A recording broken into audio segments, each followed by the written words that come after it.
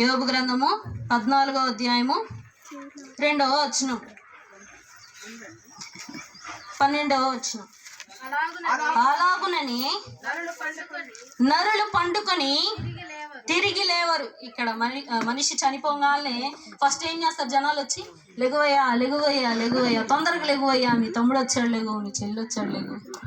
ఎంతమంది వచ్చి పిలుస్తున్నా లెగుస్తారు వాళ్ళు? లేగరు. తర్వాత ఆకాశము గతించిపోవు వరకు వారు మేలుకొనరు.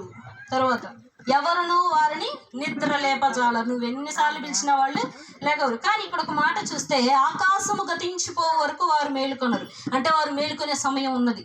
మరి సమాధులు బ్రద్దలవుతాయి, బయటికి వస్తారంటే ఏంటది? ఆ యొక్క వాక్యము నెరవేరబడాలంటే ఒక రోజు ఉంది వారు తిరిగి లేవటానికి. ఏంటి ఆ రోజు అని అంటే ఆ ఒక్క వాక్యమే మనం ఒక గ్రంథంలో